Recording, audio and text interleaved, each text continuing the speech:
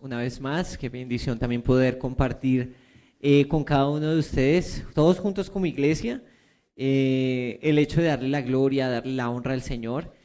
Así que mis amados hermanos, vamos a comenzar. Bueno, antes de comenzar quiero preguntar si de pronto hay alguien que haya venido o si ya todos nos conocemos entre todos. No, creo que sí. ¿Quién? ¿Sí? ¿Quién llegó por primera vez? Listo. Bueno, no. Entonces nos conocemos entre todos. Bueno, qué maravilla es poderle dar la gloria al Señor, darle la honra que Él se merece. Y bueno, entonces vamos a comenzar nuestro tiempo de alabanza precisamente exaltando y glorificando el nombre del Señor. Permítame un momentico. Eso es. Démosle la gloria al Señor y exaltémosle, como lo dice esta canción. Glorioso eres Jesús. Y vamos preparando nuestro corazón para después inquirir en la palabra del Señor.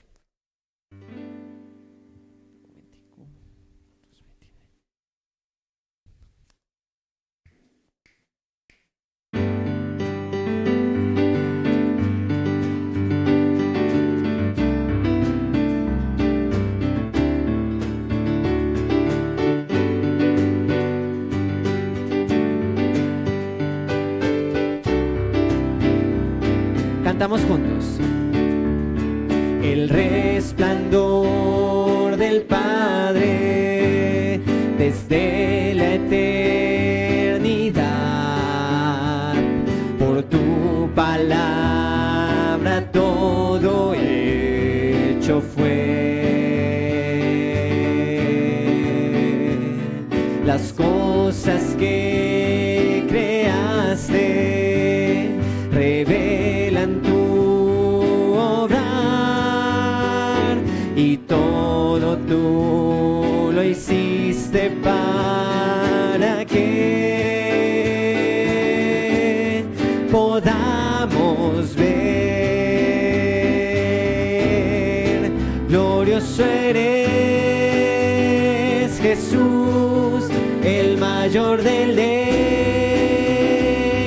tu poder inigualable, tu amor no tiene fin, no hay sacrificio igual, viniste a tu vida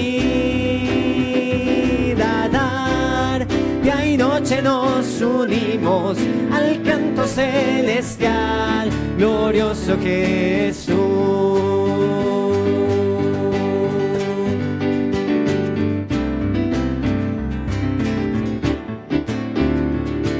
El polvo de la tierra viniste a respirar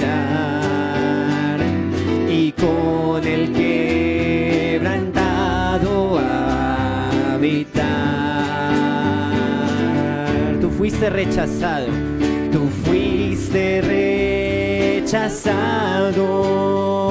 te hiciste maldición, serás mi gozo por la eternidad, la eternidad. Glorioso eres Jesús, el mayor deleite, tu poder inigualable, tu amor no tiene fin, no hay sacrificio igual, viniste a tu vida a dar, día y noche nos unimos al canto celestial, glorioso Jesús.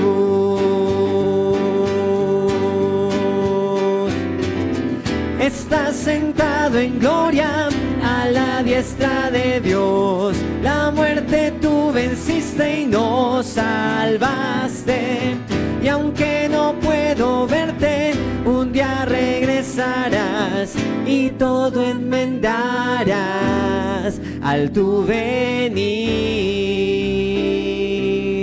y todo enmendarás al tu venir. Glorioso eres, Jesús, el mayor deleite, tu poder inigualable, tu amor no tiene fin, no hay sacrificio igual, viniste a tu vida a dar, día y noche nos unimos al canto celestial, glorioso Jesús.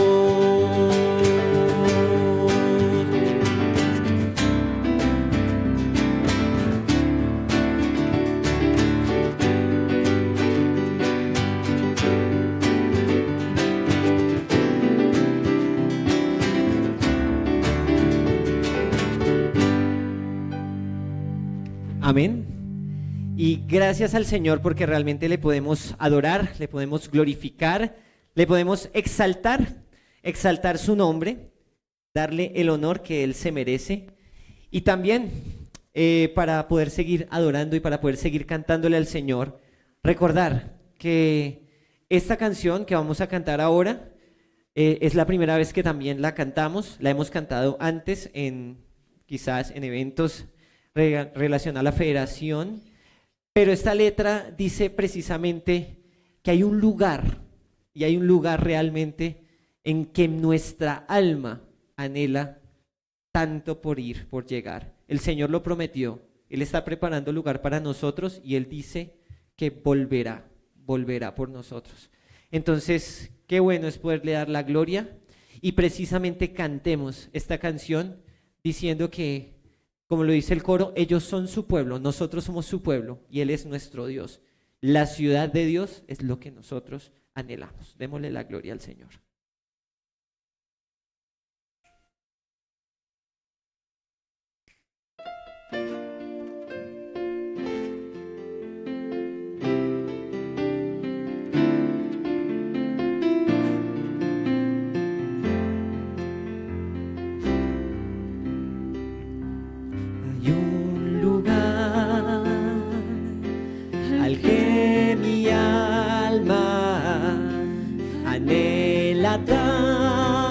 Tanto por llegar, una ciudad donde hay descanso y gozo por la eternidad. Sé que pronto allá estaré, mis ojos yo veré aquel que vino a rescatarme para llevarme allí con él. He aquí que la presencia del Señor mora en medio de los hombres que Él salvó. Ellos son su pueblo y Él su eterno Dios. La ciudad de Dios es lo que anhelo yo.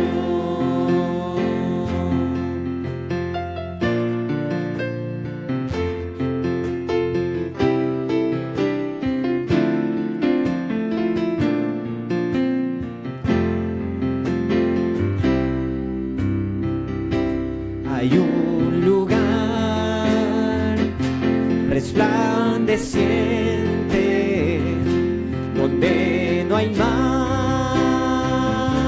oscuridad, no existe más un enemigo, se vive en plena libertad. Santa y dulce, santa y dulce comunión, sin vergüenza ni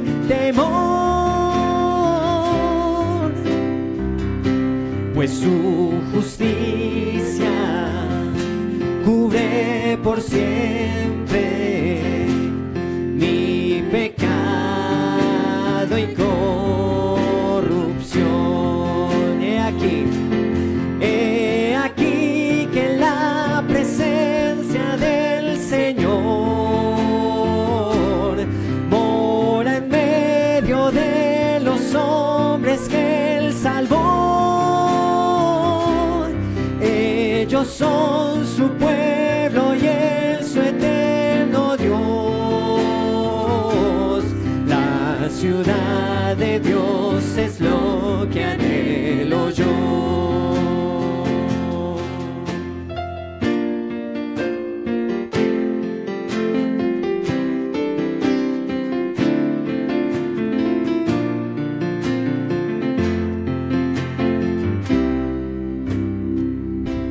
Hay un lugar donde su gloria satisface el corazón. Recibiré la recompensa, me abrazará mi Salvador. Ya no hay llanto, ya no hay llanto ni dolor, no más prueba ni aflicción. La muerte es solo una memoria, recuerdo de la redención. He aquí que en la presencia del Señor mora en medio de los hombres que Él salvó. Ellos son su pueblo y Él su eterno Dios. La ciudad de Dios es lo que anhelo yo. La ciudad de Dios es lo que anhelo yo. La ciudad de Dios es lo que anhelo yo.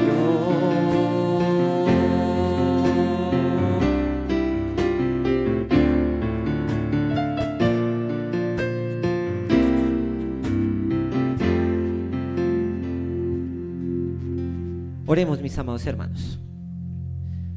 Bendito Dios y Padre eterno, Señor, te damos infinitas gracias por realmente adorarte, Señor, por venir a este lugar a preparar nuestro corazón, Señor, para inquirir, Señor, para discernir, para escudriñar tus escrituras, Señor eterno, para poder cantar tu palabra, Señor, para poder reconocer que así como tú lo dijiste en Juan capítulo 14, Señor eterno, donde en la casa de mi Padre, Señor, tú lo decías, muchas moradas hay. Y si me fuere y os prepararé un lugar, Señor, vendré otra vez y os tomaré a mí mismo, para que donde yo estoy, vosotros también estéis, Señor. Tú lo dijiste en tu palabra. Y nosotros sabemos que nuestra vida aquí en la tierra es pasajera, que realmente hay un lugar donde vamos a estar por toda la eternidad. Por eso, Señor, te pedimos que nos des sigas dando esa seguridad, Señor eterno, y que también lo que tenemos ahora, Señor, también lo podamos compartir a los que realmente necesitan de esa salvación que nosotros ya tenemos, Señor eterno. Preparamos nuestro corazón, preparamos nuestra vida, Señor, y también preparamos lo que tenemos, Señor eterno, para poder escudriñar, para poder escuchar tu palabra y que todo sea para tu gloria y honra, Señor eterno. En el nombre que es sobre todo nombre, en el nombre de Jesús. Amén y amén.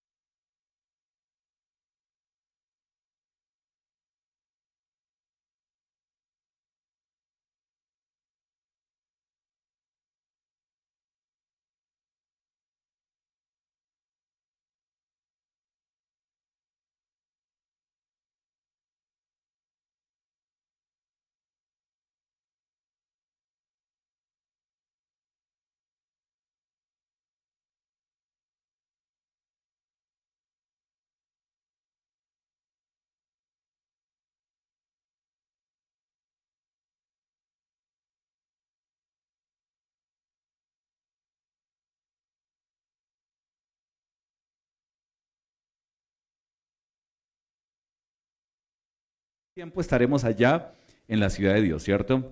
Y acá, ¿qué estamos haciendo? Preparándonos, ¿cierto? Como iglesia, disfrutando, gozándonos de lo que Dios está haciendo en cada vida y de verdad que es la gracia de Dios que nos sostiene. ¿Usted se goza de ver a su hermano? ¿Se goza? ¿O dice, ay, otra vez? Uy, no, pero qué cosa. Mírelo, porque es la gracia de Dios. Siempre acostumbrémonos a ver al hermano. ¿Por qué? Si usted ve la escritura, Jesús miraba a las personas, ¿o no? ¿Cierto? Las miraba. Y era el maestro, él no tenía por qué mirar, pero él miraba la necesidad, miraba al hermano, miraba al necesitado. Y a veces nosotros llegamos indiferentes. Eso no es. Llegamos con tortícolis. No nos gusta mirar al hermano. Tortícolis espiritual. No, ¿para qué? Pero es necesario. Jesús miraba y miraba a nosotros los necesitados. Y nos miraba con compasión. Miraba la gracia de Dios también obrando. Y por eso nos deleitamos. Cuando miramos a nuestro hermano, nos deleitamos, ¿cierto? ¿Por qué? Porque debemos acostumbrarnos a ver que la gracia que Dios está la gracia que está obrando en la vida de mi hermano, ¿cierto? En todo, en el amor, en la misericordia, en todo sentido está obrando.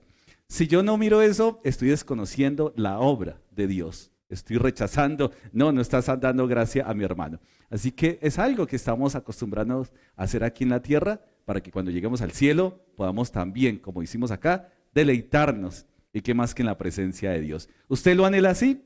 ¿Anhela esa ciudad de Dios o no? Bueno, aquí es el tiempo de prepararnos al día de hoy, conocer más de esa ciudadanía que tenemos. Así que gloria a Dios, de verdad que gracias a Dios por cada día que nos regala en este mundo, porque es un día más en medio de las dificultades, en medio de las tribulaciones, en medio de las necesidades, experimentar su gracia. En medio de pronto, qué sé yo, enfermedades, experimentar ese Dios sanador que tenemos. En medio de las dificultades, ese Dios sustentador. En medio de las debilidades, ese Dios que fortalece, ese castillo firme, esa roca a la cual podemos nosotros recurrir en todo momento. Y de verdad que es un llamado a que, así como Dios está haciendo en nuestra vida, la gran pregunta es, ¿qué estamos haciendo por el Señor aquí y ahora? Así que gracias a Dios por su palabra, por la provisión de la vida eterna y por la provisión de su palabra, que es la que nos hace conocer más de sus atributos y que sabemos que la palabra es las instrucciones. La instrucción, ¿para qué? Para llevar una vida conforme al propósito de Él. No hay manera de conocer el propósito y tener dirección si no es a través de su palabra. Si Dios hubiera diseñado otro modo, pues no tendríamos la palabra, hubiera diseñado otro modo. De pronto aquí estaríamos haciendo filas acá, transmitiendo cosas por ósmosis o por unción, ¿cierto? Una fila, no hay que leer la palabra, los que no quieren, entonces acá hay, no, es la instrucción a través de su palabra, así que es una necesidad, es un privilegio, pero también una responsabilidad. Hemos tenido un encuentro bíblico revisando el tema de los dones espirituales en todo este tiempo, y es una bendición saber que Dios no solo nos ha rescatado, sino que nos ha capacitado, ¿cierto? Para colocar todo lo que nos ha dado al servicio de Él. ¿Y a quién vamos a servir a través de los dones o con el don que Dios nos ha dado? ¿A quién? Pues al hermano, al hermano, porque es para la edificación del cuerpo de Cristo. O sea, si yo no miro a mi hermano, ¿cómo voy a servir a mi hermano? Si yo no veo la necesidad de mi hermano, ¿cómo voy a dar, cierto? ¿Cómo voy a ofrecer, cierto? ¿Cómo voy a ejercitar el don que Dios me ha dado si no puedo ni siquiera ver la necesidad de mi hermano?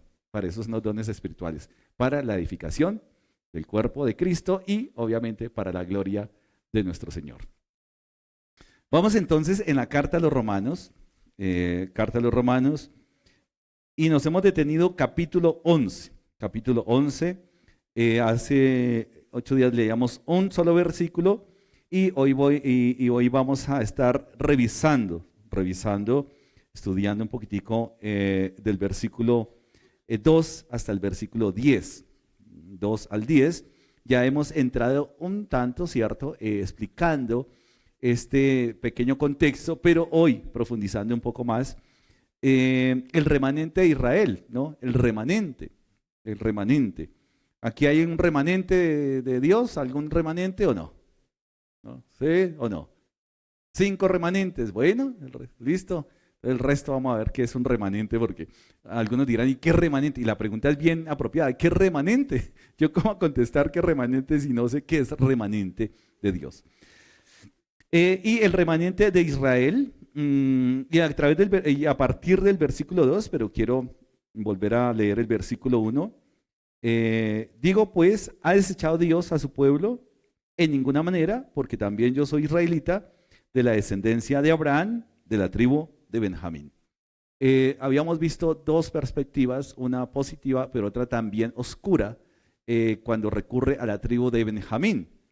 Recordemos que era ¿qué? Que Benjamín fue el hijo que nació ¿dónde? El único hijo que nació en la tierra prometida, ¿cierto? O sea que de eso, ahí está en la historia. O sea que Pablo, descendiente de la tribu, está hablando de que hay algo en él, descendiente de esa tribu, que es especial. Pero también Benjamín, recordemos que Benjamín no solamente nace el único que nace en la tierra prometida, sino también Benjamín tiene algo en la historia, ¿no? También en la historia. Una de las cosas es que también de la tribu de Benjamín salió un rey, ¿cierto? El primer rey que fue Saúl, ¿no? También varias cosas que tiene de la tribu de Benjamín es que es hijo de la mujer amada. Así que varias cosas que tiene Benjamín como tal, como tribu. Entonces Pablo está recurriendo a la historia, pero también varios pasajes oscuros, y uno de los tales es que Benjamín también hizo cosas un poco complejas, ¿no? Y eso lo tenemos que ver, Antiguo Testamento, hemos rescatado hace 8 días esas cosas oscuras, ¿cierto? Por allá en Jueces, ustedes han leído Jueces, es un libro pesado, ¿no? Es un libro pesado, esos jueces, mejor dicho, es muchas cosas. Y hubo una violación, muerte de la concubina, ¿cierto? De un levita, y eso hizo que fuera muy fuerte esa noticia, y van a donde estaba esta región de Benjamín, y Benjamín dijo, pues no vamos a hacer nada, ¿cierto? No, aquí lo siento, no vamos a entregar a los culpables, aquí no ha pasado nada, y es cuando vienen las 11 tribus y se enfrentan a la tribu de Benjamín, casi los acaban. O sea que también hay un pasado oscuro también en la tribu de Benjamín, y parece que los 2 polos, aquí en este caso, el polo sobre todo oscuro de Benjamín, ayuda a decir, mire, si Dios no me ha descartado a mí, porque dice acá, en ninguna manera, porque también yo soy israelita. O sea, si Dios ha descartado, tendría que descartarme a mí. Es que yo tengo un pasado oscuro. ¿Alguno de ustedes acá ha tenido un pasado oscuro o no? ¿No? Ah, bueno, perfecto. Nacieron inmaculados, sin pecado, ¿cierto? Oh, mejor dicho, directo al cielo, ¿no? Tenemos un pasado oscuro, ¿por qué? Porque hemos venido de las tinieblas a la luz. O sea, que aquí nadie puede decir, yo no. Tenemos un pasado oscuro realmente, un pasado donde antes de nuestra salvación que Dios nos ha dado, ofendíamos a Dios siempre. Estábamos en permanente enemistad contra Dios. ¿Por qué? Porque éramos enemigos de Dios. No había llegado, no habíamos recibido la vida eterna. Así que tenemos un pasado muy oscuro. ¿Dios nos ha desechado? No, por el contrario, ha dado por gracia la vida eterna a cada uno de nosotros. Eso es maravilloso. Así que no hemos hecho méritos, no hemos hecho nada por recibir la vida eterna, y es cuando entendemos la gracia, ¿cierto? La gracia. Quiero invitarles a que nos coloquemos en pie para leer el 2 del versículo 2 en adelante, el versículo 10. Dice acá la palabra, orando y leyéndola para la gloria de Dios, versículo 2 en adelante. ¿No ha desechado Dios a su pueblo al cual desde antes conoció? ¿O no sabéis qué dice de Elías la Escritura, como invoca a Dios contra Israel diciendo, Señor, a tus profetas han dado muerte y tus altares han derribado, y solo yo he quedado y procuran matarme? Pero, ¿qué le dice la divina respuesta? Me he reservado 7,000 hombres que no han doblado la rodilla delante de Baal. Así también, aún en este tiempo ha quedado un remanente escogido por gracia. Y si por gracia ya no es por, de otra manera la gracia. Y si por obras ya no es, de otra manera la obra ya no es obra. ¿Qué pues? Lo que buscaba Israel no lo ha alcanzado, pero los escogidos sí lo han alcanzado. Y los demás fueron endurecidos, como está escrito, Dios les dio espíritu de estupor, ojos con que no vean y oídos con que no oigan, hasta el día de hoy. Y David dice, se ha vuelto su convite en trampa y en red, en tropezadero y en retribución. Sean oscurecidos sus ojos para que no vean y agóbiales la espalda para siempre. Padre, Dios eterno, son palabras fuertes, son palabras, Señor, que nos hacen recordar ese Dios santo, soberano y justo que eres tú. Padre, gracias por tu palabra. Gracias, Señor, porque nos hablas con la claridad necesaria de poder entender tus caminos, de poder, Señor, ser exhortados por tu palabra. Señor, de poder reflexionar que necesitamos cambiar día a día, que ya tú has hecho la obra, que nos has asistido con tu Santo Espíritu, pero también, Señor, nuestra responsabilidad de dar una respuesta conforme a tu propósito. Señor, ayúdanos, ayúdanos, Padre Santo. Oramos en Cristo Jesús, Señor nuestro. Amén y amén. Podemos sentarnos. Así que, mis hermanos, Pablo ya está terminando, concluyendo esa parte, por decir algo, doctrinal, para llegar, y dentro de poco vamos a estar llegando a una parte más práctica, de vida cristiana. Es decir, ahora, ¿qué hacemos con todo este caudal, cierto, doctrinal? Y Pablo al final va a dar unas instrucciones cómo es que podemos nosotros y qué debemos hacer frente a lo que hemos conocido. Porque el primer paso es escuchar, ¿cierto? Es escuchar, es oír, es conocer. El siguiente paso es entender, pero viene el paso responsable del ser humano, de todo el que escucha, el que entiende, y es que aceptar o también rechazar. Usted puede escoger. Conoce, entiende o acepta y rechaza. Porque es finalmente lo que está exponiendo Pablo. El pueblo de Israel conocía y efectivamente de dónde está tomando Pablo todo su argumento y toda su documentación para exponer la situación espiritual de Israel. ¿De dónde? Pues Antiguo Testamento. ¿Por qué? Porque todavía no estaba compilado el Nuevo Testamento. Así que algo importante para nosotros al día de hoy, una de las enseñanzas, es que es necesario, realmente es urgente e importante conocer el Antiguo Testamento. Si no conocemos, si no hemos leído, si no hemos estudiado, nos vamos a quedar muy corticos en el entendimiento de lo que quiere decir cada pasaje en el Nuevo Testamento. Porque el Nuevo Testamento lo que está haciendo es que explicando el Antiguo. Nuevamente repito, y se me olvidaba dar a los que se están conectando, darles la bienvenida también, en nombre de Gracia en Abundancia, y de pronto algunos invitados que se conectan, entonces también bienvenidos, que el Señor les guíe en este estudio. Y poder nosotros saber, contestar nuevamente la pregunta, ¿por dónde comenzamos a estudiar la palabra?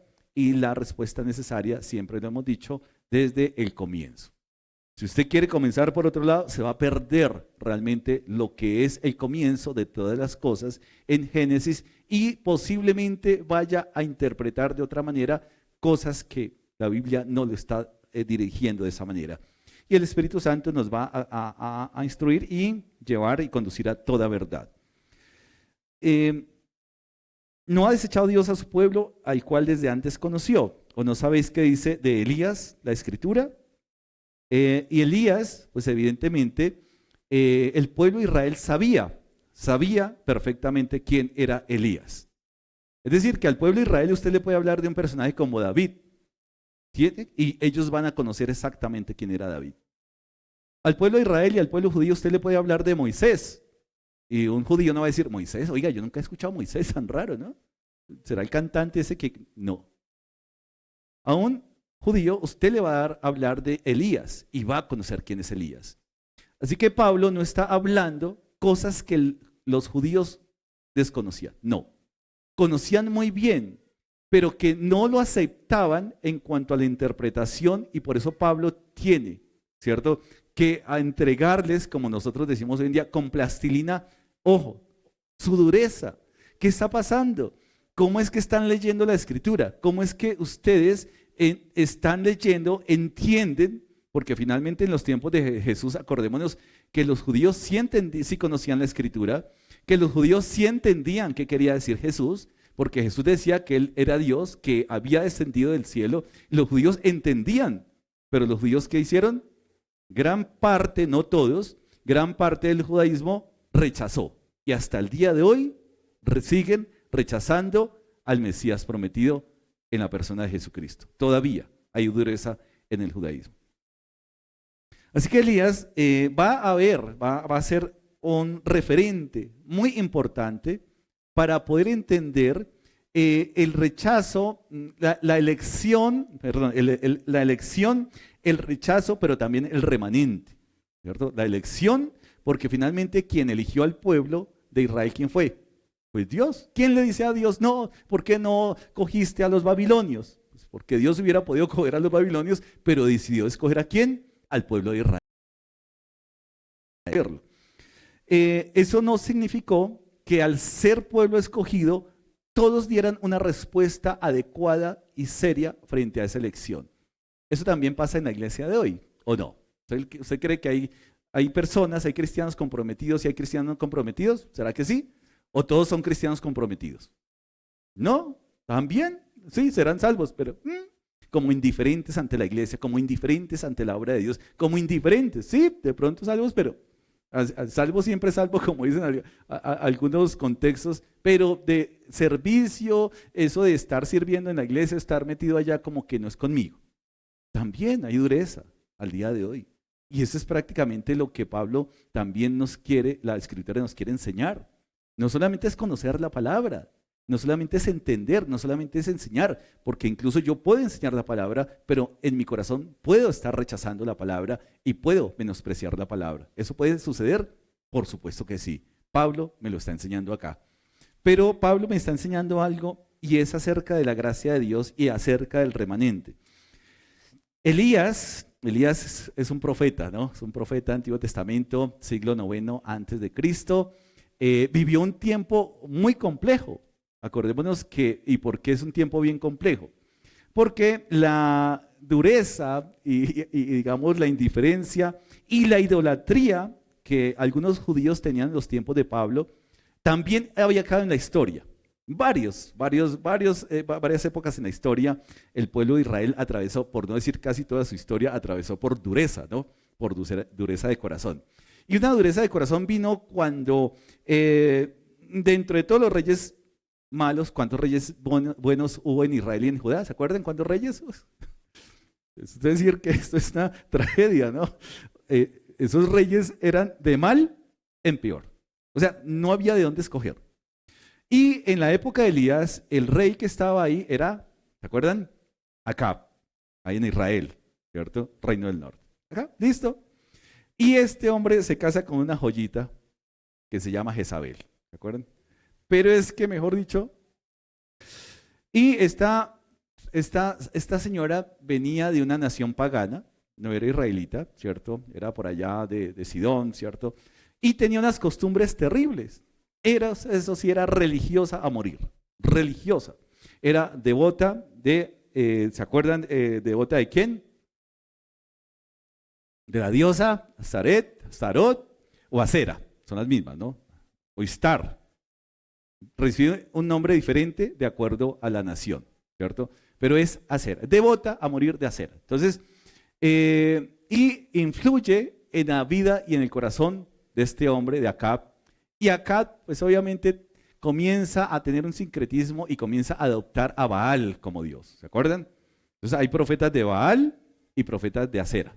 Y ahí está Elías como profeta en esa nación que está en una oscuridad impresionante. Está el pueblo ¿cierto? Que está siguiendo a los Baales, es un pueblo idólatra, que se ha ido en pos, ¿cierto? De estos dioses paganos. Y acordémonos que Acera también, Jeremías nos la presenta con un apelativo o calificativo como la reina del cielo. ¿Sí lo han leído? Ahí está, la reina del cielo.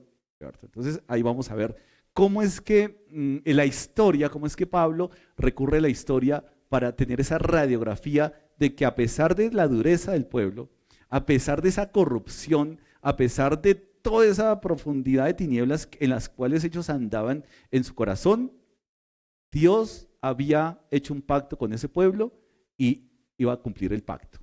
Claro, ¿con todos? No.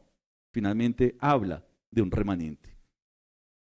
Recurre a Elías. Entonces, tendríamos que nosotros recurrir al primer libro de Reyes. Si usted quiere leer un poquitico más y vamos a tocar algo, no podemos tocar todo este libro porque es impresionante, es muy interesante. Primer libro de Reyes, capítulo, ¿qué? 18, ¿cierto? Capítulo 18. Está Elías y está Acab. Ya comenzamos a profundizar lo que habíamos comenzado hace 8 días. Y dice acá, Elías es un profeta escogido por Dios, es un temeroso de Dios. Dios hace milagros, hace obras prodigiosas a través, incluso hay hasta una resurrección, ¿cierto? En el Antiguo Testamento también hubo resurrecciones. Y en la vida de Elías, ¿cierto? Lo que Dios le permitió, también pasaron muchos portentos de parte de Dios a través de este varón. Pasados muchos días, capítulo 18, versículo 1, pasados muchos días vino palabra de Jehová a Elías en el 3er año diciendo, ve, muéstrate a Acab y yo haré llover sobre la faz de la tierra. Fue pues Elías a mostrarse a Acab y el hambre era, ¿qué? Grave en Samaria. Así que ya nos ubica en un tiempo, en los días del rey de Acab, nos ubica en una geografía, Samaria, por eso es que ya la enemistad entre el reino del sur y el reino del norte ya comenzaba a acentuarse, ¿cierto? Samaria es ese territorio que en los tiempos de Jesús también era, los samaritanos eran terribles porque tienen una historia tremenda. Y Acab llamó a Abdías, su mayordomo. Abdías era en gran manera temeroso de Jehová. Entonces, varias cosas. Uno, para ir avanzando, porque vamos a avanzar en otros versículos para llegar al punto. Entonces hubo una sequía. Acordemos, hubo una sequía tremenda en esa región. ¿Por qué? Por causa de la apostasía del pueblo. Es decir, había una apostasía de parte del pueblo y con Acab eso mejor llegó a la cúspide porque entonces levantaron templos, levantaron altares a Baal, a Acera, incluso en el templo, ahí cerquita al templo que habían construido para Jehová, ahí también había un altar y eso era terrible. Baal va a ser el dios que va a estar vinculado a todos los dioses de Mesopotamia, a todas las deidades paganas, es decir, Baal es como lo genérico de los dioses paganos y va usted, Baal peor, Baal no sé qué, Baal. ¿Por qué? Porque Baal se conoce y se referencia con todas las deidades paganas. Terrible. Había cultos a Baal, habían cultos terribles a Baal, sacrificios, Baal era el dios del cielo también para estas regiones. Es decir, que había, los judíos lo que hicieron y Acab lo que hizo fue afiliarse a la devoción a Baal. Entonces dejó al mismo nivel a Baal y a Jehová, ¿cierto? Esto es terrible porque Jehová es celoso, ¿cierto? Es muy celoso de su gloria. Él no comparte su gloria con nadie. Pero no solamente eso, sino de postre vino Jezabel y ahora el culto a Acera. Y eso era terrible. O sea, esta mujer era devota de esta deidad y Acera también va a tener una influencia en el corazón y en la conciencia del pueblo de Israel. De manera que tenemos esos dos dioses y se levantaron altares y eso desvió la atención del pueblo. O sea, que el pueblo se mantenía ahora ocupado. Los tiempos que el pueblo podía dedicarle a Dios, ahora el pueblo dedicaba ese tiempo ¿a quién? A estas deidades. Pero no había tiempo para Dios. Pero a estas deidades sí había mucho tiempo. Entonces lo asociaban a la fertilidad, a la agricultura, al ganado. Entonces, claro, Pues obviamente un Dios que me promete fertilidad en el ganado, que me promete buen fruto, que me promete prosperidad, pues, hay que correr detrás de esos dioses, ¿cierto? Porque es que esos profetas solamente vienen a anunciar calamidades y que si no nos arrepentimos Dios nos va a maldecir. Esos dioses, ese Dios no nos interesa muchísimo. Entonces, realmente el pueblo de Dios en su corazón se desvió detrás de esos dioses por los resultados que en otras podían tener de los dioses. Eso no se presenta hoy en día, ¿no? O sea, la gente no corre detrás de prosperidad, la gente no corre detrás de nada de esas cosas, ¿cierto? La gente quiere escuchar la exhortación de Dios. Ay, Señor, exhórtame. ¿Sí o no? Es totalmente lejos de esa realidad la que vivimos hoy. Entonces vamos a tratar de entender, ¿cierto? Porque al fin y al cabo, ¿a quién le gusta la prosperidad? Hoy en día, pero vamos a tratar de entender como que sí nos gusta la prosperidad, ¿cierto? Y como que al mundo de hoy le gusta, vamos a tratar de hacer de cuenta que sí. Porque eso de estar escuchando mensajes que me hablen de pecado, pues no. Esa era la situación del pueblo de Israel en ese momento. Y dice acá entonces, más adelante, ya cuando se encuentra Elías y los profetas de Baal, versículo 20, hemos avanzado. Usted en su casa, por favor, lea todo ese pasaje y Reyes, porque va a entender más. Acá, por tiempos, tenemos que ir directamente al punto como tal. Elías y los profetas de Baal. Entonces ya sabemos que era un tiempo de sequía precisamente por la actitud del pueblo, por la inmoralidad del pueblo, por la idolatría. Hubo sequía, hubo maldición. Y en el versículo 20 dice acá, entonces Acab convocó a todos los hijos de Israel y reunió a los profetas en el monte Carmelo. ¿Cierto? ¿Por qué?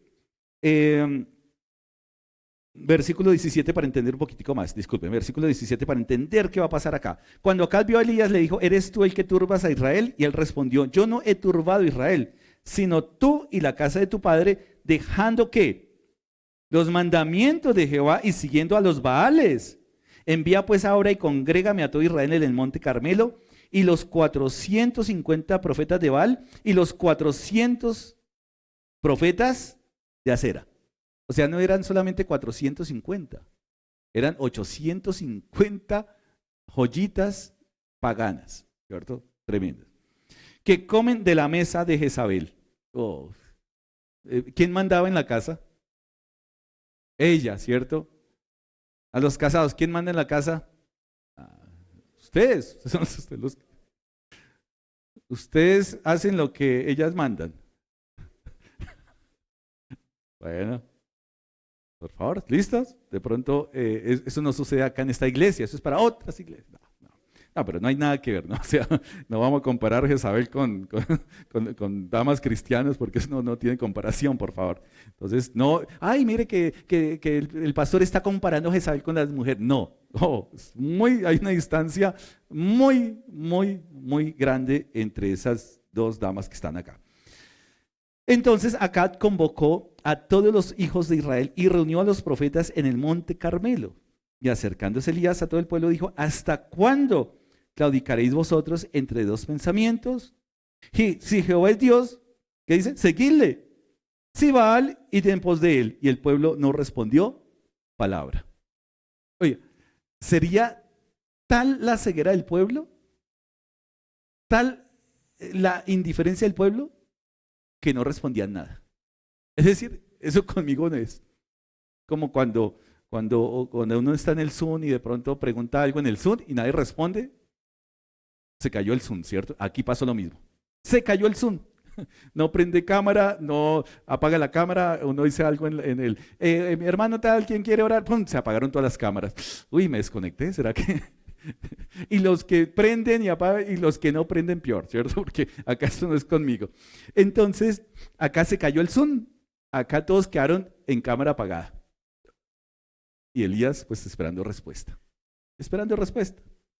Y Elías volvió a decir al pueblo, solo yo he quedado profeta de Jehová, más de los profetas de Baal hay ¿qué? 450 hombres. Dénsenos pues 2 bueyes. Y ya sabemos la historia. Entonces dan 2 bueyes. Y vamos a hacer, listo.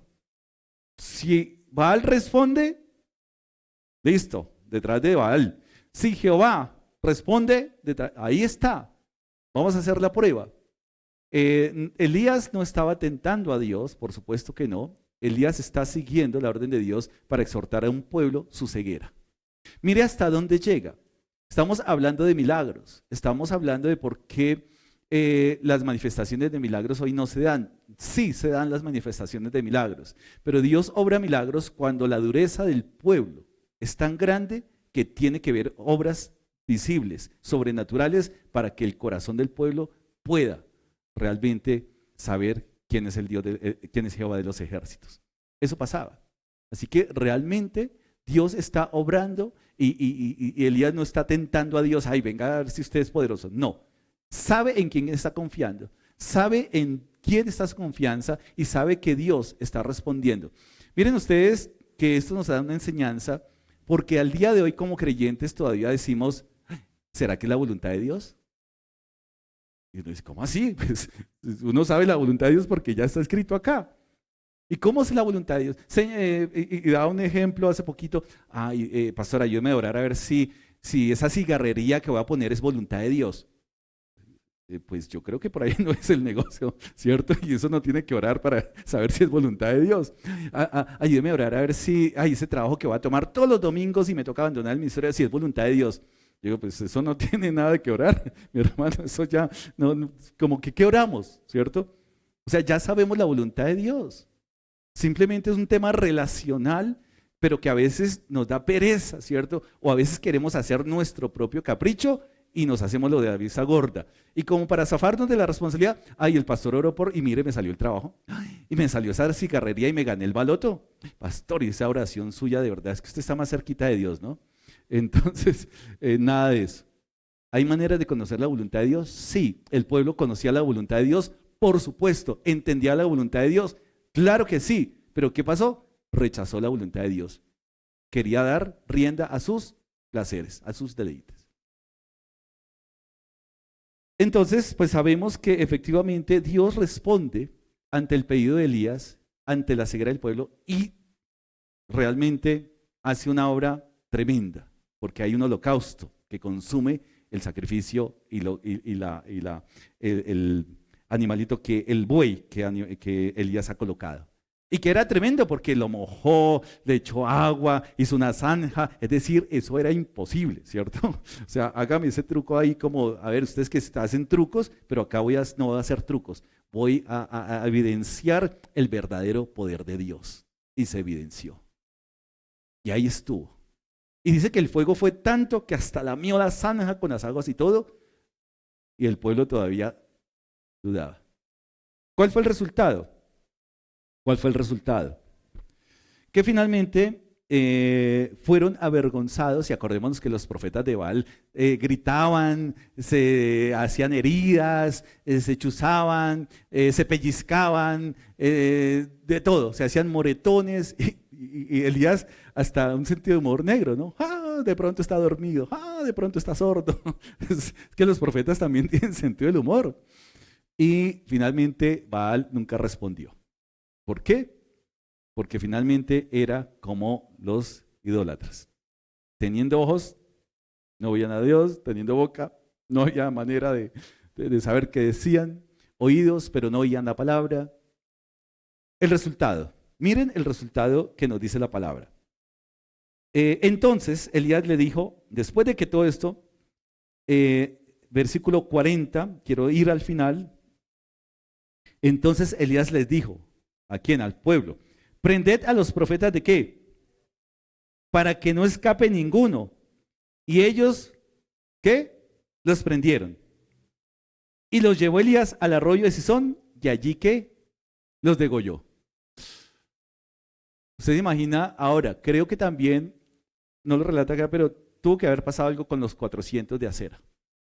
Acá está hablando de 450 profetas que fueron degollados. Es decir, su sangre llenó el río que se había secado por causa del pecado del pueblo. El río se había secado, no había río. Ahora que estaba corriendo donde había río, la sangre de esos perversos. O sea, el juicio de Dios evidente, dando una señal de lo que es su voluntad, pero dando una señal de su juicio en contra de esos Baales, de esos profetas. Ahora el pueblo tenía que decidir. El pueblo tenía que tomar una decisión. A ver, usted imagínese que acá viene Elías y nosotros todos duros de corazón, y cuando comienza a degollar toda esa cantidad de profetas, ¿usted qué hace? ¿Usted qué piensa?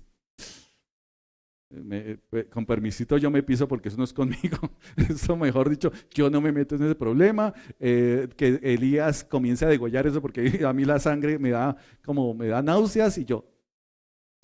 Claro, era un espectáculo fuerte, pero el mismo espectáculo, prácticamente un sacrificio. Un sacrificio de sangre es algo fuerte, es algo que produce un impacto emocional, pero el impacto emocional que tenía que tener la conciencia del pueblo de que el pecado y la ofensa contra Dios era algo repulsivo en él, es algo que él abomina.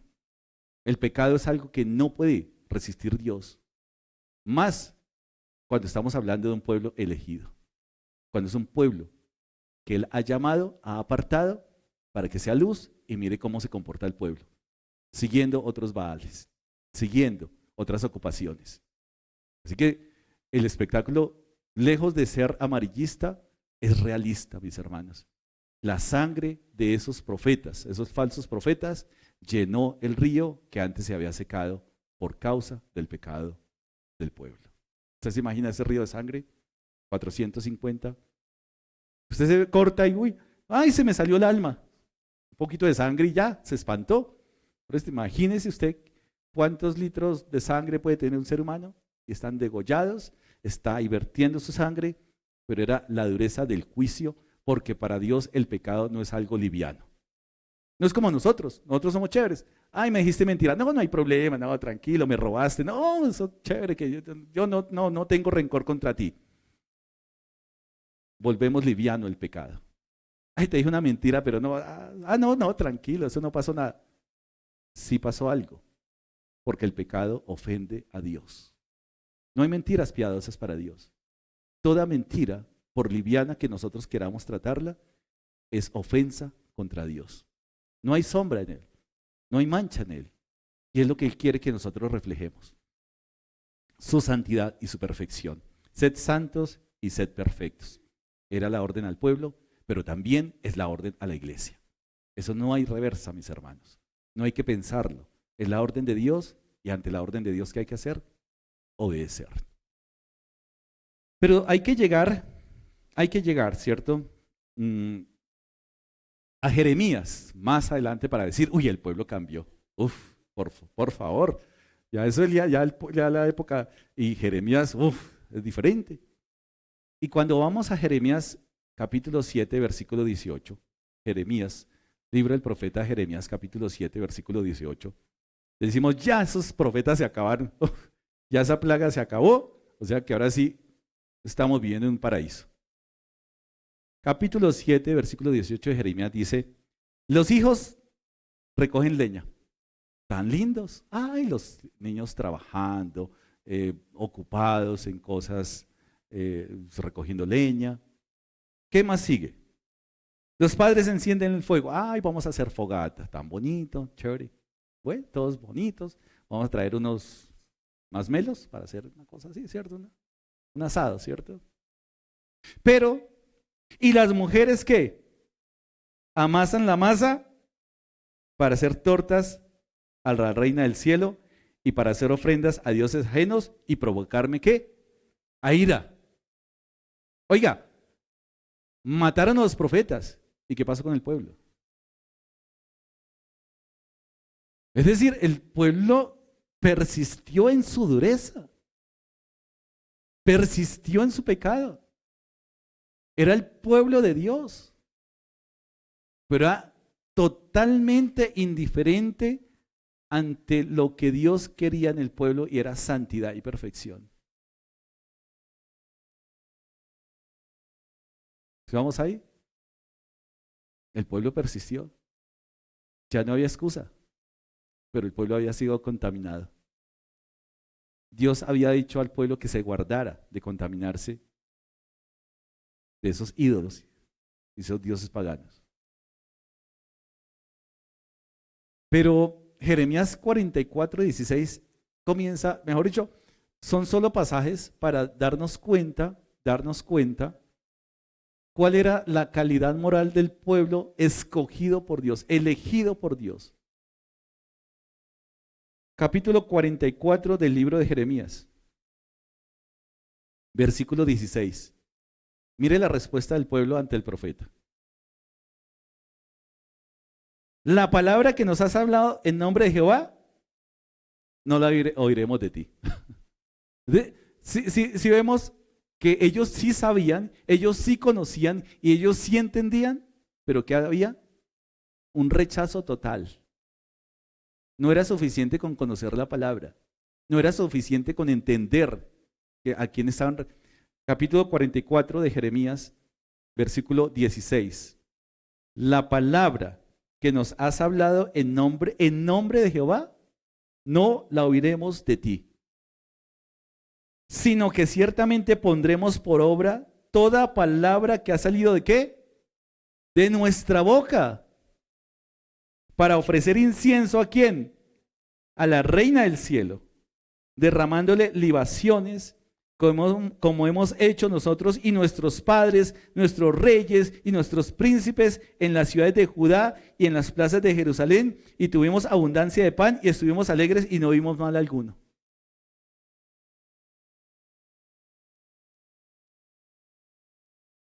Es decir, que ellos hacían y recibían bendiciones, según ellos. Y había prosperidad y tenían pan. Y tenían todo lo necesario. Pero cuando comenzaban a adorar a Jehová, venía la calamidad. No, pues así quién no. Es que ¿a quién le gusta la calamidad? ¿A quién le gusta que no haya pan? Pero ellos lo estaban obteniendo la provisión de manera equivocada, porque Dios sí quería sustentar a su pueblo. Dios sí quería que el pueblo tuviera el sustento que venía de su mano. Y ellos querían arrebatar ese sustento por sus propias fuerzas. El mismo efecto del Edén. El hombre queriendo saber como Dios y ser como Dios en poder, mas no en santidad. Lejos de Dios. Eso no va a funcionar. Y a veces decimos somos cristianos, pero estamos tan ocupados que no hay tiempo para Dios. Pero somos cristianos. Y es que leer esa, no, es que yo mejor la escucho porque no tengo tiempo. Mentira. Pero sí hay tiempo para otras cosas. Querer la bendición de Dios por nuestras propias fuerzas, eso no es bendición, eso es ¿qué? Maldición. Eso era lo que hacía el pueblo. Queremos acá, pero no queremos nada. Mire, tan fácil. Ofrecemos a los dioses paganos y mire cómo nos responden. ¿Ustedes no han escuchado algunos contextos donde hacen profecía? Uy, mira, y vas a recibir una casa, no vas a recibir una casita, vas a recibir una casota. Uy, ¿a quién no le gustan esas noticias? ¿Tienes deudas? Uy, tus deudas van a ser pagadas. ¡Wow! O sea, están predicando un Dios alcahueta que por causa de mis malas decisiones va a obrar por mis malas decisiones y salvarme de todas mis consecuencias. No. Dios dice, pecaste, mereces castigo. Ese es el Dios santo, pero eso no nos gusta. Nos gustan las buenas noticias. Para nosotros las buenas noticias son bendiciones, no castigo, disciplina, eso no es conmigo.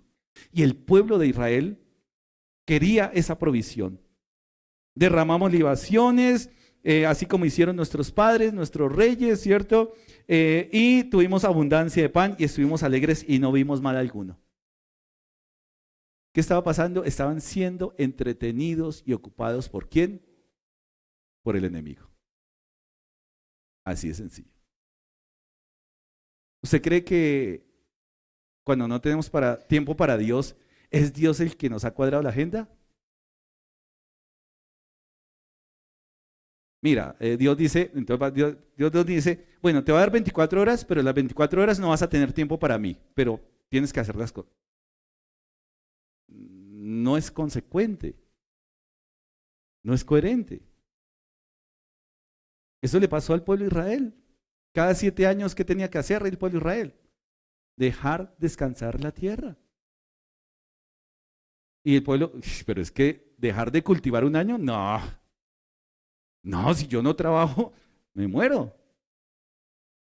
Y por eso vino el cautiverio, ¿en dónde? En Babilonia. 70 años. ¿Por qué le cuesta tanto al hombre confiar en Dios?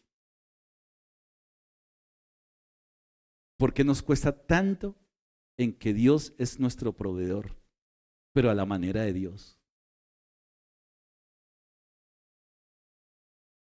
Yo les he compartido un principio que aprendí alguna vez y lo comparto porque me ha servido financieramente me ha servido para evitar muchos problemas.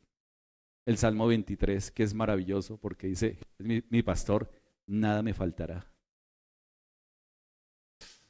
Es decir, y lo entendí de esta manera, si Dios no me ha dado eso, es porque no me falta. Así de sencillo. Pero es que a nosotros como seres humanos nos falta todo. Queremos más de lo que Dios nos da. Queremos más. Y llegamos a un tope y queremos más. Y llegamos a este tope y queremos más. Y la Biblia es tan clara porque dice, hemos sido bendecidos con toda bendición espiritual en los lugares celestiales. ¿Qué se reservó Dios para ustedes y para mí? No se reservó nada. Si dio la vida de su propio Hijo por salvarme, no se ha reservado nada. El pueblo de Israel había recibido ¿qué?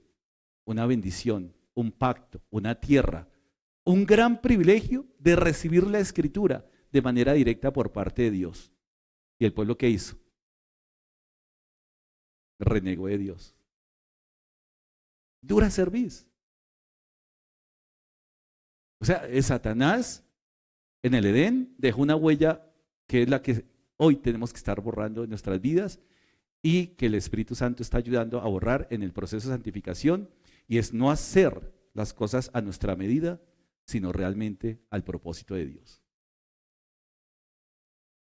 ¿Por qué las personas? Y mire, estamos hablando ahorita en el Ministerio de Niños, que bueno, hace 8 días tuvimos el Domingo Misionero presentando el equipo. Los colocamos al frente. Esto no es para, mire, yo soy dar publicidad, ¿no? Lo hacemos porque vemos la gracia de Dios obrando en los que están trabajando en cada ministerio. Es la gracia de Dios. Lo que vemos cuando pasamos una persona acá o cuando de pronto nombramos, no estamos exaltando a la persona, estamos exaltando la gracia de Dios en la vida de esa persona. Si es lo que voy a exaltar acá, bienvenido. Si voy a exaltar mi orgullo y mi gloria, por favor, tiren piedra porque. Pero es muy motivante, muy estimulante escuchar testimonios, cómo la gracia de Dios está obrando en la vida de cada uno de estos maestros, maestras, decir y saber que a pesar del cansancio, ¿qué es lo que, no sé si ustedes han trabajado arduo por algo y se cansan y después se sienten vacíos? A mí me ha pasado muchas veces. Pero ¿qué es lo que hace que a pesar del cansancio uno pueda disfrutar una enseñanza, uno pueda disfrutar un trabajo? La diferencia es que cuando usted disfruta, a pesar del cansancio, hay algo que es la gracia de Dios que le está indicando que ese es su propósito en la vida. Cuando usted da toda su fuerza, toda su mente y toda su alma por algo para el Señor, usted no se cansa. Hay deleite en su vida. Cuando usted lo hace para el mundo, hay una tragedia. Usted nunca se va a sentir pleno, quiere decir que no está cumpliendo el propósito de Dios. Así de sencillo. Había plenitud cuando el pueblo obedecía, pero había una tragedia cuando el pueblo desobedecía. Pero nos gusta, somos masoquistas, nos gusta hacer las cosas a nuestra medida. En cierta medida, Pablo está diciendo, mire la iglesia lo que puede pasar. Pasó con el pueblo de Israel, los escogidos. Pero Dios se había reservado, ¿cuántos varones? Un remanente, 7,000 varones. 7,000 personas, más que los 450 profetas de Baal, más que los 400 profetas de Acera. Elías creía que él estaba haciendo la tarea solo, pero Dios nos sorprende todos los días y sorprendió la vida de Elías. No está solo, hay 7,000. Y vamos a Romanos porque dice que no han doblado, ¿qué? Su rodilla. No han doblado su rodilla ante la vanidad del mundo. Porque es que también como creyentes podemos estar doblando nuestra rodilla ante ¿qué? La vanidad del mundo. Eso no enriquece, eso no trae satisfacción, eso trae más bien vergüenza. Porque ¿qué vamos nosotros a presentarle delante de Dios cuando Él nos llama a su presencia? Uy, mira todo lo que trabajé, uy, hice 10 casas, hice tantas cosas, pero ¿cuántas almas ganaste para la gloria de Dios? ¿Cuánta fuerza utilizaste para ganar un alma para la gloria de Dios? Esas son preguntas, que son preguntas de reino. Esas son preguntas, Bima de Cristo, Tribunal de Cristo. Vamos a estar nosotros rindiendo cuentas delante de Dios. ¿En qué invirtió toda la vida que Dios nos da? ¿En qué invirtió sus recursos que Dios le ha dado? ¿En qué invirtió su fuerza, su vitalidad? Todo lo que Dios nos ha dado, ¿en qué lo hemos invertido? Es una buena, gran pregunta, porque el pueblo de Israel miraba a un lado 450 profetas de Baal. Miraba al otro 400 profetas de Acera. Miraba para allá Jezabel y Acab. Un matrimonio terrible, ¿cierto? Y miraba al otro lado y un pueblo más perdido que antes. Y Elías pudo mirar a la dirección que nos está enseñando el pasaje, arriba en el cielo, porque por todo lado había tinieblas. Y cuando todo se oscurece a nuestro alrededor, Dios está diciendo, mira para arriba, mira al cielo. De ahí viene la verdadera respuesta. Mis hermanos, el pueblo de Israel realmente quería hacer las cosas a su manera, realmente quería adorar a Dios a su manera. Pablo mismo le duele, ¿cierto?, su corazón. Tiene esa pasión porque todo el pueblo de Israel sabe que no puede negar que no todo el pueblo es fiel. Sabe que no puede negar una realidad, que la historia del pueblo de Israel, la historia del pueblo elegido, ha habido apostasía y que no todos se salvaron y que no todos se van a salvar de Israel. Pero Dios lo sorprende a Elías y también sorprendió a Pablo. A Elías le dijo, hay 7,000 que no han doblado su rodilla. ¿Ante quién? Ante Baal. No han doblado su rodilla. Así que sabemos que esta verdad bíblica también se aplica a la iglesia. ¿Cuántos asistentes en las iglesias? Pero ¿cuántos realmente creyentes, fieles a Dios, no están doblando su rodilla ante los baales del mundo, ante los placeres del mundo, ante los deleites del mundo? Uno dice, estamos perdidos, pero Dios va a decir, hay un remanente que yo he escogido y que he elegido. Y gloria a Dios por eso. Y tendríamos que pensar nosotros si estamos dentro del remanente escogido, fieles a Dios, comprometidos con su obra, comprometidos con Dios, que lo buscamos de mañana, que lo buscamos en la tarde, que lo buscamos en la noche, o estamos tan ocupados amasando, buscando leña, amasando masa, es decir, en los deleites del mundo y no tenemos tiempo para Dios. ¿De qué línea estamos nosotros? Esa es la verdadera pregunta. Decidan. Elías le decía, decidan. Si Baal, vayan, ustedes son libres. Si Jehová, los invito.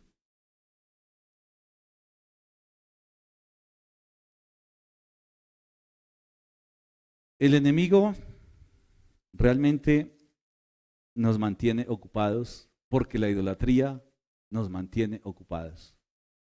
¿Por qué la idolatría es la manera en que Satanás entretiene al mundo? Porque la idolatría consume tiempo. Porque la idolatría consume energía. Porque la idolatría mantiene ocupada la mente y el corazón de la persona. Génesis capítulo 7.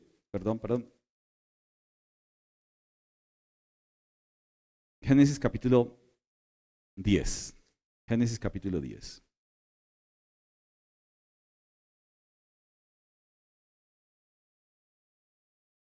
Antes del pueblo estaban las naciones. Y Génesis capítulo 10 habla también el inicio de todas las cosas. Ha venido el diluvio por la maldad del hombre y persiste esa maldad. Entonces dice acá, habla de una historia de los hijos de Can, versículo 6, capítulo 10 de Génesis. Los hijos de Can, versículo 6, capítulo 10 de Génesis, y dice, los hijos de Can, Cus, Misraín, Fut y Canaán, y los hijos de Cus, Seba, Ávila, Sadba, Rahama y Sabteca, y los hijos de Rahama, Seba y Dedán. Y Cus engendró a Nimrod, quien llegó a ser ¿qué? El primer poderoso en la tierra. Este fue vigoroso cazador delante de Jehová, por lo cual se dice, así como Nimrod, vigoroso cazador delante de Jehová, y fue el comienzo de su reino Babel. Y sabemos la connotación que tiene Babel, ¿cierto? Sabemos la connotación, no es nada buena la connotación. Así que Nimrod comienza un reino que va a ser Babel. Y más adelante ese Babel va a estar establecido, ¿cierto? En la tierra de Sinar. O sea, tenemos que comenzar y ir hasta el capítulo 11. Capítulo 11. Tenía entonces toda la tierra una sola lengua y unas mismas palabras, y aconteció que cuando salieron de oriente, hallaron una llanura en la tierra de ¿qué? Sinar, y se establecieron allí y se dijeron unos a otros, vamos, hagamos ladrillo y cozámoslo con fuego. Y les sirvió el ladrillo en lugar de piedra y el asfalto en lugar de mezcla. Ya lo hemos visto en otra enseñanza. Iban a hacer una torre que llegara hasta ¿dónde? ¿Cuánto tiempo les iba a involucrar hacer una torre que llegara hasta el cielo? O sea que su mente, su corazón, sus fuerzas iban a estar ocupadas ¿en qué? En nada productivo. Eso es idolatría. La gente está dispuesta, mire, vayan ustedes a esos lugares idólatras, la gente está dispuesta a dar hasta carros, becas, fincas detrás de un ídolo. Suben de rodillas Monserrate, ¿o no? De espaldas, de cabeza, en cunclillas, media vuelta, vuelta entera, pero allá van. Voy a pisar callos acá, qué pena, ¿no? 9:30, culto, gracia en abundancia. 5 sillas ocupadas. Uy, es que sabe que frició. 9:30 de la madrugada. Uy. Pastor, y a las 11 no se podrá. Y llegará a las 12 usted. Porque es que la idolatría es así. La idolatría nos manipula, nos mantiene ocupados. Nos consume las fuerzas, la energía, en algo que no es productivo. ¿Cuánto tiempo se va a demorar haciendo una torre hasta el cielo? Jamás. Pero ahí estaba Nimrod esclavizando a todo un pueblo, porque cuando usted comienza a entender, entiende que fue Nimrod que esclavizó a un pueblo. ¿Para qué? Para mantenerlos ocupados en algo improductivo y alejarlos de los propósitos de Dios. Es un patrón bien interesante de la Biblia, porque cuando comenzamos a entender los patrones, desde Génesis, usted comienza a entender los patrones de ahí en adelante. ¿Dónde encontramos nuevamente ladrillo? ¿Dónde encontramos que la gente estaba ocupada haciendo ladrillo para hacer grandes ciudades? Y tenemos que ir a Egipto. Y el pueblo quería ir a adorar a Dios, porque Dios le había dado una orden, tienen que salir de la tierra de Egipto y adorarme. ¿Y qué pasó con Faraón? Con que muy desocupados, ¿no? Pues ahora ladrillo, vamos a hacer ladrillo. Y los mantuvo ocupados. Es decir, Satanás mantiene cautiva la mente, el corazón, las energías, los recursos de la persona, creyendo que están haciendo algo productivo, pero al final es sequía. No hay nada productivo. Ustedes habrán tenido oportunidad, y lo he tenido también, de ver personas que en sus muchos años están falleciendo. y hay tristeza en sus ojos y hay congoja. Y teniendo conversación con ellos, hay tristeza no por lo que hicieron en la vida, sino por lo que pudieron hacer y no hicieron. Es tremendo.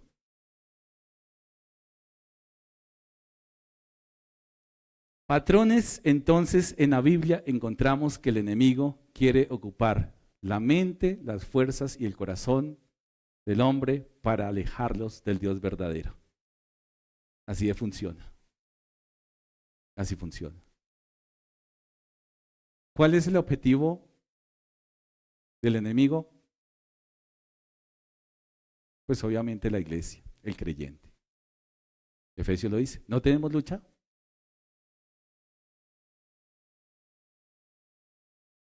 Y aquí, en el hoy y en el ahora, tendremos que decidir si seguimos cosiendo ladrillo, si seguimos amasando la masa, mamá amasa la masa, como dice la cartilla de Nacho, pero para la reina del cielo, o finalmente tomamos una decisión de vida por las cosas del reino. Así de sencillo funciona. Ahí Dios permitió que el pueblo tomara una decisión. Y el pueblo tomó su decisión. Y hasta los días de Pablo, Pablo dice, por favor, recuerden el pacto de Dios. Si Dios es fiel con su pacto, seamos fieles con Dios. Seamos fieles con Dios.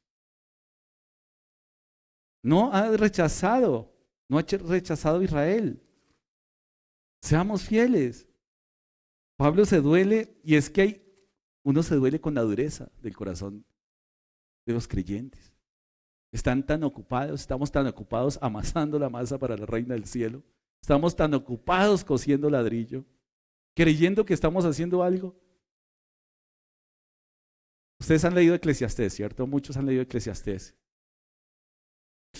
¿Cómo así que todo es vanidad? Que yo trabajo es vanidad, que yo descanso es vanidad, que me doy mi derecho es vanidad, que si yo hago esto es vanidad, que si yo voy...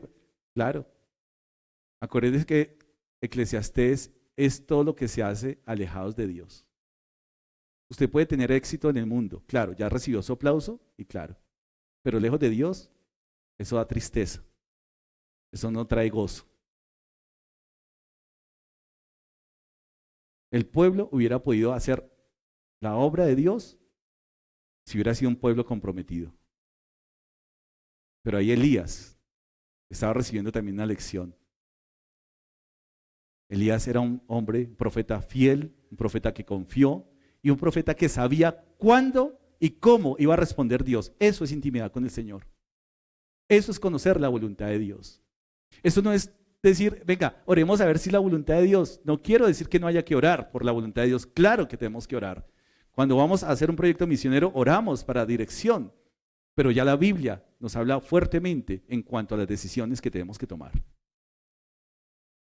Y siempre la Biblia nos va a mostrar dos caminos, no tres. Siempre nos va a mostrar dos caminos, o no. Nos muestra bendición o maldición, obediencia o desobediencia, vida o muerte, tinieblas o luz. No hay tres caminos. Y solamente hay dos decisiones para tomar. Coser ladrillo o ir de rodillas delante de nuestro Señor. No hay más opciones, no hay una tercera opción. Cualquier opción que no sea ser fieles a Dios, ser santos para Dios, ser perfectos para Dios, eso es coser ladrillo, eso es idolatría. Y cuando señalamos a los profetas de Baal, estamos señalando también nuestra propia desobediencia. Jeremías, tremendo ese libro de Jeremías, ver la dureza del pueblo, que no quieren, y miren, la palabra que nos has hablado en nombre de Jehová no la oiremos. Hermanos, hay creyentes todavía con esa dureza. No, no me va a sujetar. No, no lo voy a hacer. No, ¿y por qué? ¿Y por qué tengo que hacer esto? ¿Y por qué tengo que rendir cuentas? ¿Y por a quién tengo que rendirle cuentas? Hay dureza. Quieren vivir una vida conforme a su estatura, conforme a lo que ellos... Y eso es un ídolo. Cuando yo formo una imagen de Dios que no es de Dios, eso es un ídolo formado a mi propio gusto.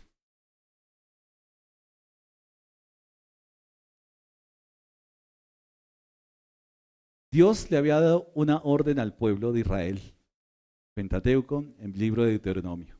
Y la orden del pueblo era, la orden que Dios le da al pueblo, que tenían que destruir los altares, que tenían que quebrantar esos lugares de idólatras en la tierra de Canaán, que tenían que realmente desaparecer y quemar las esculturas que iban a encontrar de Baal y de Acera.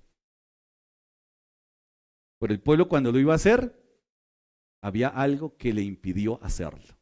Y mejor recibir los beneficios del ídolo y no la reprensión de Dios. Esa fue su dinámica de vida en el pueblo de Israel. Elías, el pueblo de Israel, Pablo sabe de qué está hablando y el pueblo de Israel, los judíos, sabía de quién estaba hablando. Elías. Gran ilustración para la iglesia del día de hoy. Elías, un hombre fiel. Elías no experimentó la muerte, no lo mató Jezabel, no lo mataron los 450 profetas de Baal, no lo mataron los 400 profetas de Acera. Fue arrebatado al cielo diciendo, mira, hay una profecía, hay un evento profético sobre la iglesia y es que Cristo, nuestro Señor y Redentor, viene por nosotros. Que Él ha vencido la muerte. Que vamos a enfrentarnos con situaciones muy complejas, claro que sí, pero estamos desde la victoria que Cristo ha ganado en la cruz del Calvario. Y todavía nos lamentamos por cosas simples, por cosas que pasarán. Como dice, no hay un muerto que se lleve sus posesiones o todas esas cosas, ¿cierto? No hay muerto con trasteo. O sí, usted todo se lo va a llevar, por favor que lo lleven ahí, y como los egipcios, le enterraban hasta los sirvientes, ¿no? Como si se los fuera a llevar. Entonces Elías es arrebatado y eso es una gran esperanza para todo creyente, que no vamos a experimentar la muerte, no vamos a experimentar la derrota por parte de Satanás hacia nosotros, sino que Cristo ha dado la victoria. O sea que tenemos aún una responsabilidad mucho mayor, podríamos decir, porque tenemos ya un conocimiento mayor, algo que no había visto Elías, que era la venida del Mesías que profetizó, pero nosotros ya hemos experimentado ese privilegio. Y ahora que estamos esperando la venida de ese Mesías por nosotros. ¿Cómo quiere que ese Mesías lo encuentre a usted? ¿Jugando chance? ¿Qué tal usted jugando chance y vino el Señor por la iglesia? Uy, espera, ay, ese era el número. Ay, ese era el número, Señor, pero ¿por qué no se demoró un poquito? Ay, mire, ya me iba a graduar. Ay, es que ya, espere, me graduó y ya me iba a pensionar. Uy, ¿qué esa pensión? ¿No se podía demorar un poquito, Señor? Ay, ya me iba a casar. ¿Por qué no después del matrimonio vino? O sea, ¿cómo estamos esperando realmente ese Mesías? ¿Cómo quiere que nos encuentre, Señor, haciéndola? Es decir, ¿pensamos en eso? No. O usted se levanta todos los días pensando, bueno, hoy quiero que el Señor me... No pensamos en eso, ¿cierto?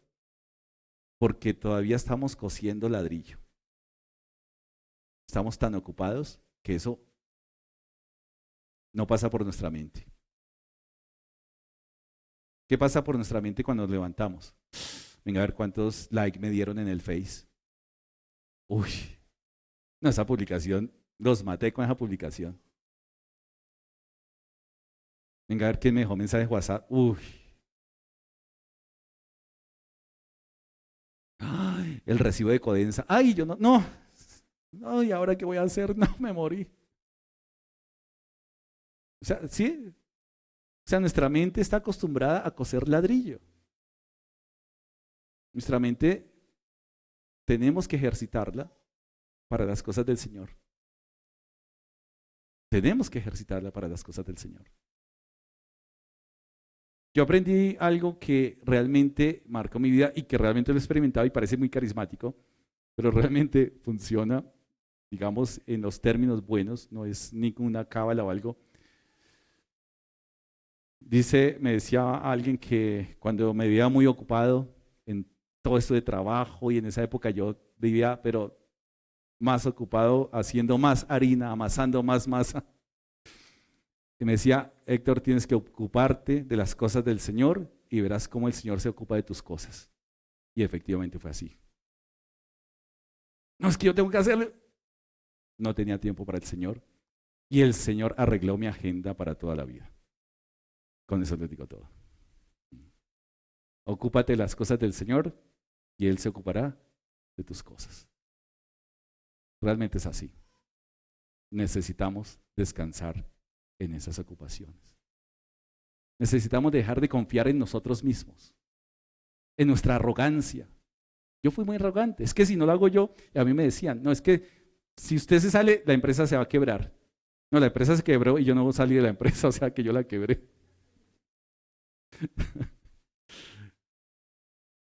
5 años y mi esposita, este año sí vas a renunciar, ¿cierto? Sí, este año sí. No, pero fue 5 años hasta que el Señor hizo su obra y realmente miro hacia atrás y digo, wow, me da escalofríos. Cociendo, amontonando leña, cociendo masa, en cosas que realmente... Y hoy todavía lucho con eso. Hay tiempos en que lucho mucho pensando, oiga, ¿será que esto sí es productivo? Digo, no, eso no es productivo. No, esto no me lo va a llevar al cielo. Lucho mucho con eso todavía. Y Jeremías también, Elías en Malaquías también aparece cerrando el ciclo profético del Antiguo Testamento, Elías. O sea que los judíos sabían de quién estaba hablando Jesús. Malaquías capítulo 4, versículos 5 y 6. Cierra el tiempo profético. Y si usted vaya a Malaquías capítulo 4, versículos 5 y 6, usted va a encontrar con algo que realmente cierra la voz profética de Dios, pero abre un tiempo de 400 años de silencio profético. Ojo, no de acción de Dios. Dios siguió actuando en la historia, pero sí silencio profético. Y cierra con esta palabra, dice, he aquí yo envío ¿a quién? Os envío el profeta Elías antes que venga el día de Jehová, grande y terrible. Mire la misericordia de Dios. Hubiera podido mandar ese día de Jehová grande y terrible ya y ahora en los tiempos de Malaquías, pero espera, es decir, la misericordia de Dios. Sabe que el pueblo está endurecido, sabe que ya se ha reconstruido el templo, que ya hay una ciudad de Jerusalén, los muros ya están reconstruidos, el templo, la ley se ha vuelto a instituir en el pueblo de Israel y no fue suficiente. Viene Malaquías cerrando ese capítulo en la vida del pueblo y dice, he aquí, yo os envío el profeta Elías antes que venga el día de Jehová grande y terrible. Él hará volver el corazón de los padres hacia los hijos y el corazón de los hijos hacia los padres, no sea que yo venga y hiera la tierra con maldición. Mis hermanos, el pueblo de Israel fue responsable de que la tierra fuera maldecida por Dios, por su irresponsabilidad y por su desobediencia.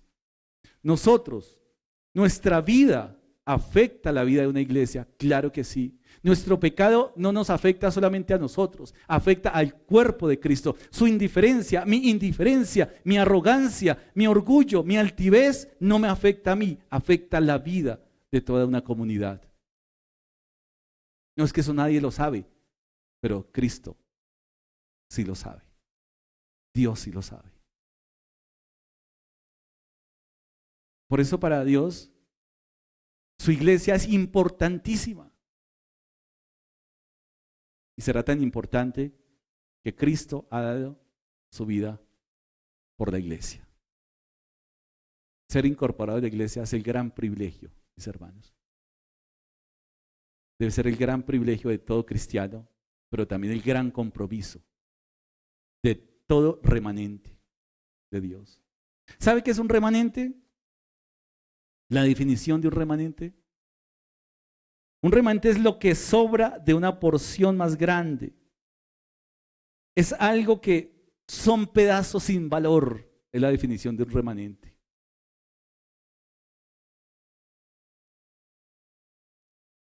Pero el valor ha sido conseguido y ha sido pagado por un alto precio, por la sangre de Cristo, por ese remanente fiel para el Señor. Y la pregunta hoy, así como Elías confrontó al pueblo, ¿usted de qué lado está? ¿Usted y yo de qué lado estamos? ¿Realmente estamos dentro del remanente? ¿Somos fieles al Señor? ¿Realmente no damos nuestro brazo a torcer? ¿Realmente estamos ocupados en las cosas del Señor? ¿O todavía estamos amasando masa para la reina del cielo? Criticamos la idolatría de una religión tradicional. Criticamos que se arrodillen ante ídolos, ante estatuas. Pero es más perverso conocer al Dios de los cielos y renunciar a la fidelidad a ese Dios de los cielos. Eso es todavía más perverso, mis hermanos. Porque al fin y al cabo la idolatría es por ignorancia. Pero nosotros, conociendo la palabra, entendiendo la palabra, podemos rechazar la orden de Dios y el propósito de Dios. ¿Estamos dentro de ese remanente o estamos dentro de la gente ocupada amasando todavía la masa al mundo, cosiendo ladrillo para el enemigo? La buena noticia es que realmente cuando vemos la Biblia, Dios siempre sorprende porque siempre hay un remanente. Dios bendice ese remanente. Dios guía ese remanente. Y ese remanente esperamos, ese cielo, esa venida, ese cielo, ya no por las calles de oro, ya no por el mar como de cristal, sino porque la misma presencia de Dios está ahí. Y es lo que realmente trae mucho gozo a nuestra vida. Ya no los deleites del mundo, ya no hay enfermedad, ya no hay tristeza, ya no hay muerte. Pero en algún momento tendremos que vernos con nuestro Salvador. ¿Sabe cuál es la característica de ese cordero inmolado cuando lo encontremos?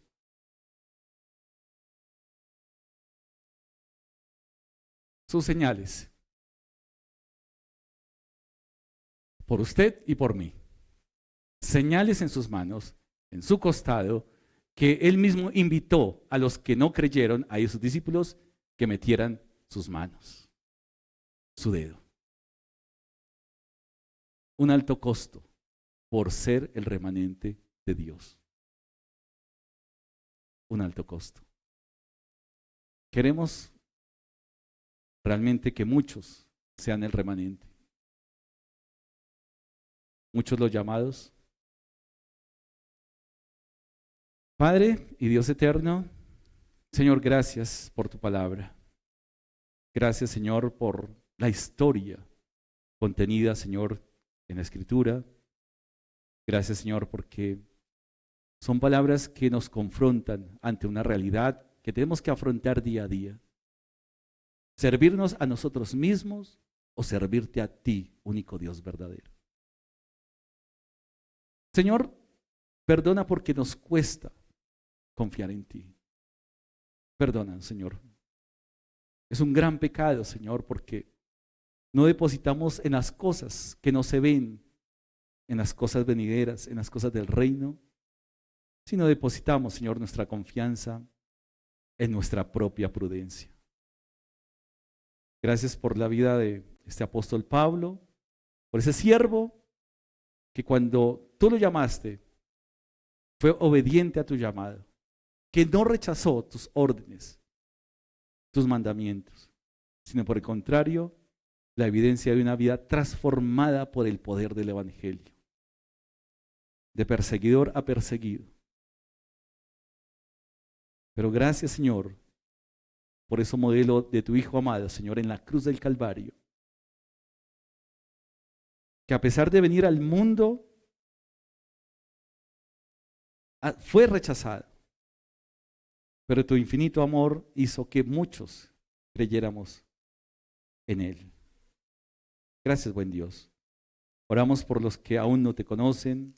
Oramos por una iglesia santa, una iglesia que te sirva, que podamos ser una iglesia que glorifica tu nombre, una iglesia, Señor, que es luz ante el mundo.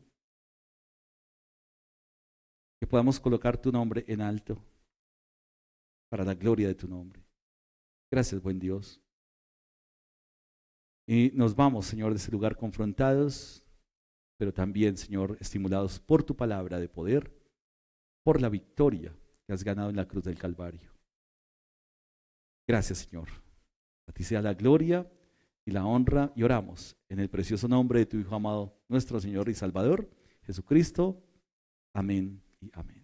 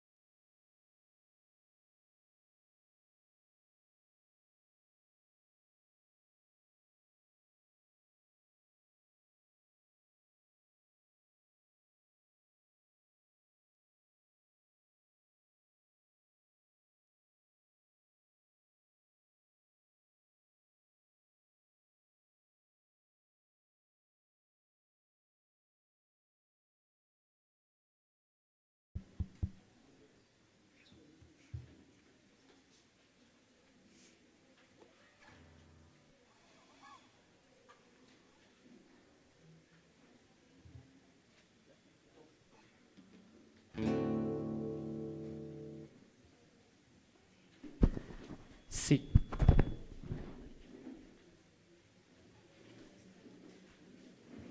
Seguimos adorando a nuestro buen Dios, seguimos dándole la honra, mis amados. Entonces vamos a continuar cantando al Señor, recordando que la historia de Cristo y de su amor es para su honra y su favor. Entonces vamos a seguir adorando y exaltando al Señor. Cantemos, grato es decir la historia.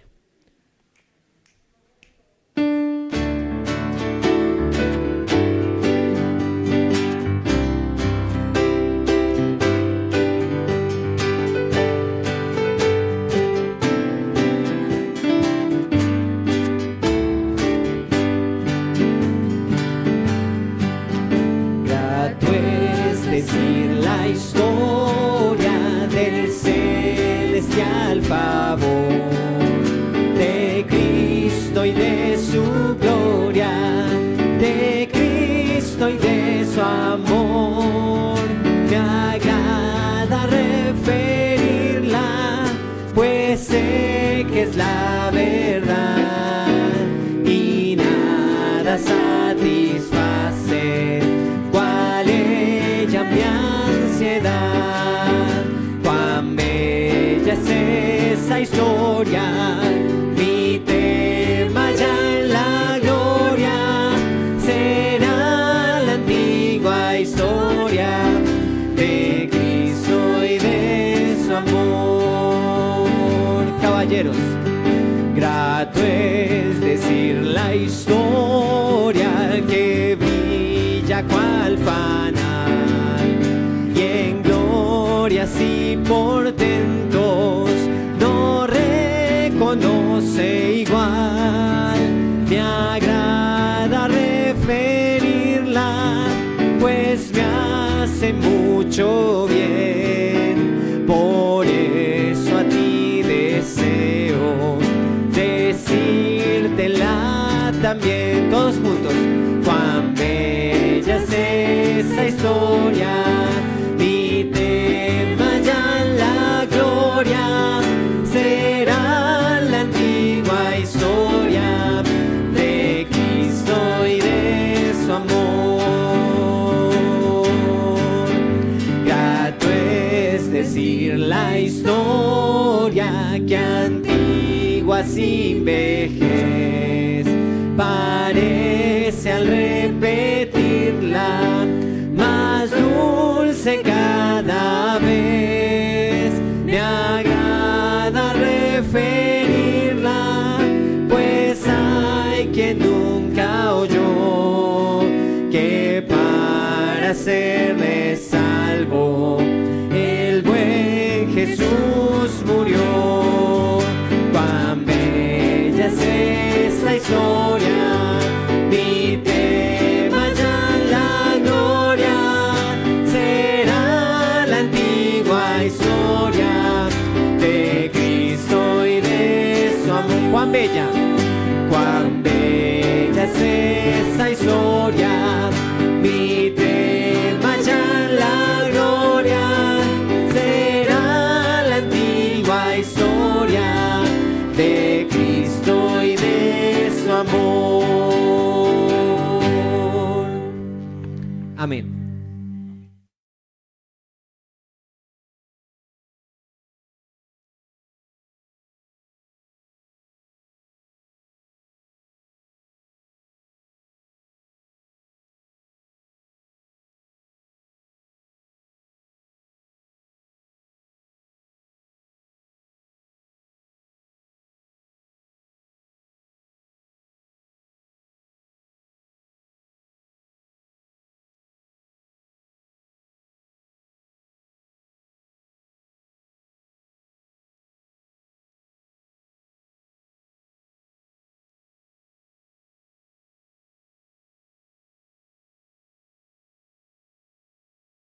Al Señor como olor fragante. Señor, te alabamos, te damos gracias por este día, gracias por tu misericordia que nos ha traído hasta aquí el día de hoy, porque siempre lo haces en amor, lo haces como ese Padre paciente. Gracias, Señor, por este buen tiempo que nos permites alabarte, glorificar tu nombre.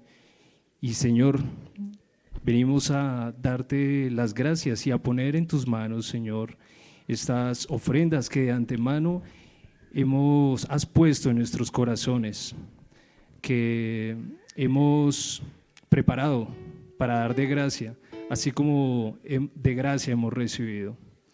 Pero, Señor, que sea primeramente en nuestros corazones esa ofrenda viva, ese olor fragante a ti, Señor, sin mancha, que nos presentemos delante de ti como siervos, como obreros que no tienen de qué arrepentirse y que utilizamos bien tu palabra de verdad. Señor, que estas ofrendas que nos has permitido, de lo que nos has dado de gracia, sean para la edificación de tu iglesia, que sean para aquellos que están en necesidad, que sea una bendición para sus vidas, para aquellos que están allí en el campo de batalla, Señor, dando a conocer tu palabra, aquellos obreros, misioneros, que se encuentran arriesgando sus vidas, sabiendo que lo hacen por ti, Señor, que todos debemos hacerlo por ti y sabiendo que no vemos por qué temer a aquel que puede destruir el cuerpo, sino, Señor, debemos preparar nuestros corazones sabiendo que vienen grandes galardones, Señor, para aquel que ha decidido disponer su corazón a ti, y todo para tu gloria, honra y alabanza de tu nombre. En Cristo Jesús oramos, Señor nuestro. Amén.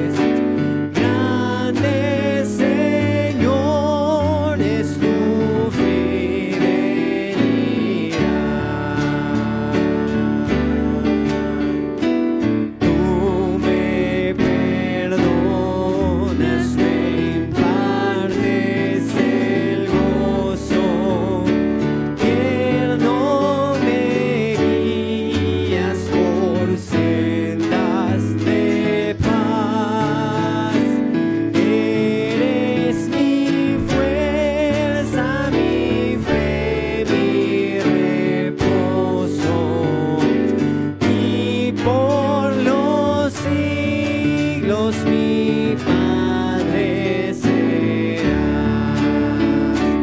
Oh, tu fidelidad,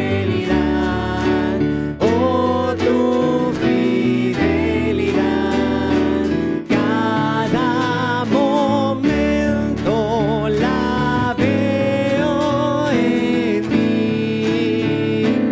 Nada me falta, pues todo provees. Grande Señor, grande Señor, grande Señor, grande Señor, es tu fidelidad.